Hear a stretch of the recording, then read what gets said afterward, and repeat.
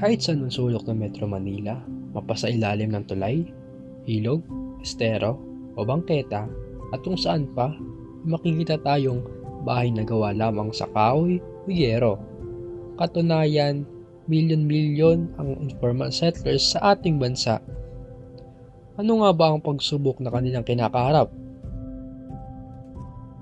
We're diving into a topic that's critical for our city's future: informal settlements and the environmental impacts of our population here in Metro Manila. As you can see, these densely packed communities are what we call informal settlers, or ang tinatawag nating squatter area. They are characterized by makeshift housing, lack of proper infrastructure, and limited access to basic services. Ting lote, nagtayo ho kami ng barong-barong. Yun. Ngayon sabi, kailangan na gagamitin na raw nila. Umalis ho kami. Problemang kinakaharap naman ng mga informal settlements ay ang tungkol sa kanilang kalusugan at kalinisan. Dahil ang mga informal settlements ay kulang sa proper sanitation infrastructure, kaya naman mabilis kumalat ang sakit sa kanilang lugar gaya ng diarrhea, cholera, at iba pang mga respiratory infections. Pangalawa na dito ay ang housing and livelihoods. Maraming residente na nakatira sa informal settlements ay overcrowded and precarious housing conditions. Dahil doon, vulnerable sila sa disasters and evictions. Sumunod naman dito ang social cohesion. Dahil ang mga informal settlements ay nakatira sa mga liblib ng lugar, limitado ang access nila sa edukasyon, healthcare, and other social services.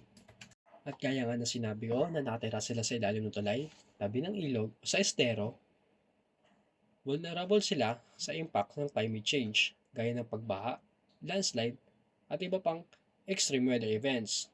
Kaya naman dahil doon, delikado talaga ang kanilang kalagayan pag doon sila nakatira.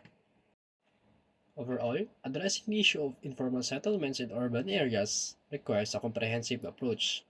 Kaya naman, gumagawa na ng aksyon ang ating gobyerno upang matulungan sila. Meanwhile, the House of Representatives approved on third and final reading a bill seeking an on-site relocation of informal settlers and a bill imposing value-added tax on digital transactions in the country.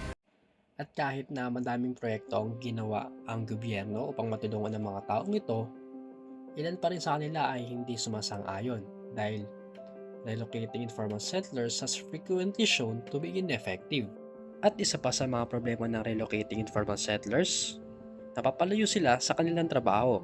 At marahil lang alam nilang trabaho, iiwan nila ang kanilang pamilya sa kanilang bagong nilipatan upang balikan ang kanilang trabaho.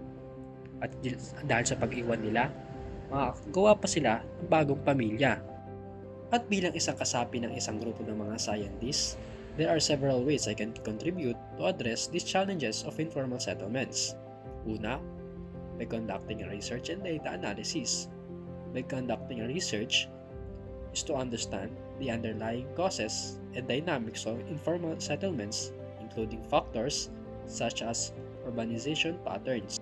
At ang sumunod ay ang technology and innovation, using technologies that improves infrastructures, housing, and service delivery in informal settlements.